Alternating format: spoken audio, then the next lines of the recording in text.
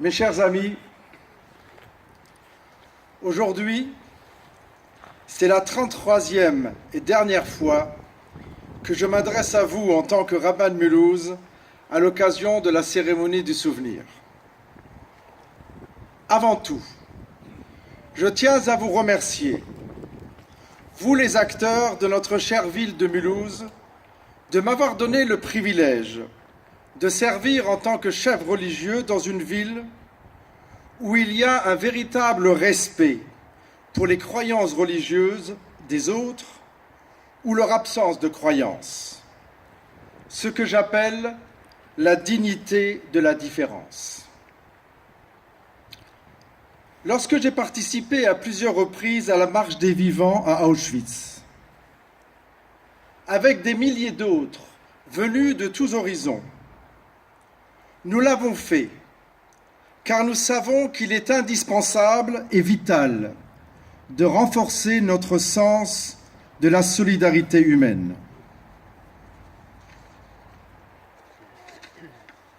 Car l'Holocauste n'était pas seulement une tragédie juive, mais une tragédie humaine. Cela ne s'est pas non plus produit dans un coin reculé du globe. C'est arrivé au cœur de l'Europe, dans la culture qui avait donné au monde Goethe, Beethoven, Kant, Hegel. Et cela peut arriver encore, pas au même endroit, pas de la même manière, mais la haine continue de traquer notre monde. Aujourd'hui, au moment où nous nous souvenons des Juifs, plus d'un Juif sur deux en Europe, jeunes et vieux, riches et pauvres, pieux et assimilés, et 1,5 million d'enfants, toute une génération assassinée. Nous nous souvenons en ce moment de toutes les victimes, les Roms, les Tziganes, les homosexuels, les handicapés mentaux et physiques, et tous les autres, ainsi que les victimes plus récentes de tous ces massacres en France, en Europe et partout dans le monde. Sur les 6000 langues parlées dans le monde aujourd'hui, une seule est vraiment universelle. C'est le langage des larmes. Pour ceci je pleure, dit le livre des Lamentations. Mes yeux versent des larmes, et il n'y a personne pour me consoler, personne pour restaurer mon esprit. Et maintenant que les conflits et la violence qui conduisent à la terreur envahissent le monde, il est de notre devoir de faire en sorte que nos jeunes, nos amis, mais aussi les ignorants, sachent qu'ils touchent du doigt les dangers que font courir à l'humanité et à la démocratie les régimes infectés du virus du totalitarisme, du racisme et de l'antisémitisme. Il est de notre devoir de faire en sorte que le monde n'oublie pas l'inoubliable, ce qui est la finalité de la commémoration de ce jour. Cette cérémonie doit perpétuer l'idée que le courage, la générosité et l'altruisme sont plus que des idéaux, mais des actes concrets dont les conséquences forgent notre société et en dessinent nos zones d'ombre et de lumière. Écoutons donc le message de quelques survivants. Ce qui est le plus frappant, c'est comment ils se sont souvenus, sans haine, ni désir de vengeance. Leur message, celui que je vous transmets ou que je partage avec vous aujourd'hui, chers amis, a été très simple.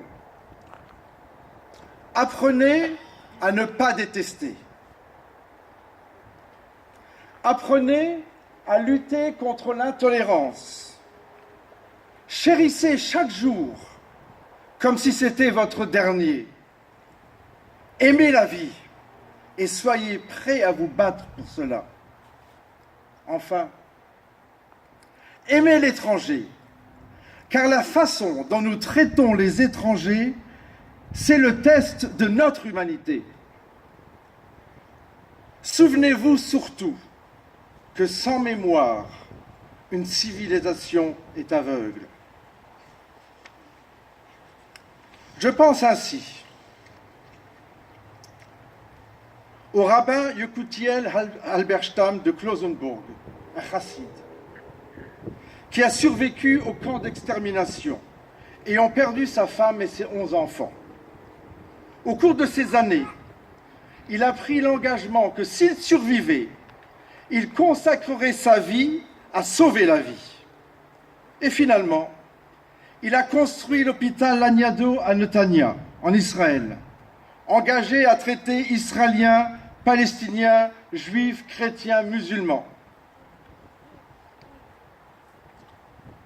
Je pense à Viktor Frankl, professeur autrichien de neurologie et de psychiatrie, qui a survécu à Auschwitz et qui a fondé une nouvelle école de psychothérapie sur la base de ses expériences là-bas. Il l'a appelée logothérapie, la recherche de sens. Ce que Frankl a appris, c'est que bien que les nazis aient dépouillé leurs prisonniers de tous les vestiges de l'humanité, leurs possessions, leurs vêtements, leurs cheveux, leurs noms, il y avait une liberté qui ne pouvait jamais leur dérober, la liberté de choisir comment réagir. Il a passé le reste de sa vie à aider les gens à découvrir des raisons de vivre. Je pense encore à Emmanuel Lévinas, le philosophe français. Il a été transformé par son expérience de la haine. Pour le reste de sa vie, il s'est consacré à argumenter que la philosophie doit commencer par la responsabilité de l'autre, notre devoir envers l'étranger. Qui c'est l'étranger? Celui qui n'est pas comme nous. Et enfin, on l'a déjà cité, nous nous souvenons tous de Simone Veil, elle qui a incarné les grandes vicissitudes et les tragédies du siècle, de l'horreur absolue des camps de la mort à des combats politiques de première importance, de la pire condition de déporté aux honneurs de la République. Elle a aboli son destin individuel pour l'élargir au destin collectif et universel.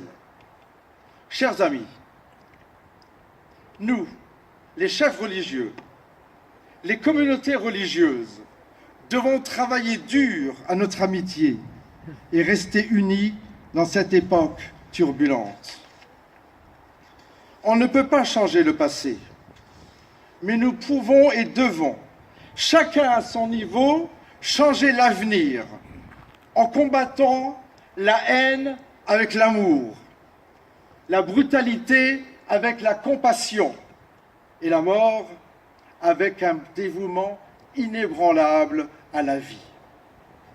Pour l'amour des victimes, pour l'amour de nos enfants et pour l'amour de Dieu, dont nous portons l'image, si nous réussissons à entretenir et à promouvoir ce souvenir, alors l'écho des pleurs, l'écho du chagrin, l'écho du supplice de nos martyrs ne résonnera pas en vain, car il sera porteur d'une espérance meilleure pour l'humanité. Mes chers frères, mes chères sœurs, devant cette stèle qui porte le nom des victimes innocentes de la haine et de la méchanceté des hommes, et qui symbolise l'âme de tous ces millions de nos frères laissés sans sépulture, l'émotion nous étreint car elle nous rappelle le difficile destin de notre peuple. Mais prions ensemble. Prions celui qui, au Shalom Bimromav, toi éternel qui sais faire régner la paix dans les hauteurs, viens, je t'en supplie, faire régner la paix sur ce peuple et sur l'humanité.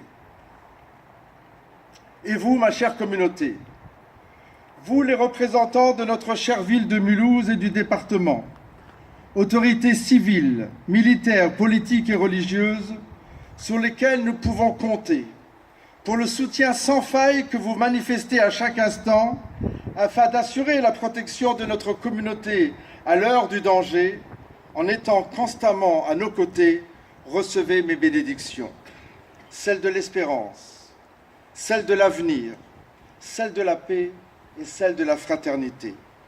Construisons ensemble, avec l'aide de Dieu, un monde meilleur et plus humain.